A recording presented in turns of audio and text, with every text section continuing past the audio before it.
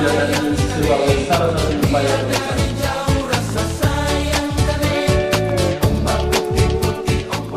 Kita sangat berterima kasih terciptanya pertemuan hari ini yang digagas oleh kedua instansi dan institusi ini, mudah-mudahan membuat hati yang lebih baik.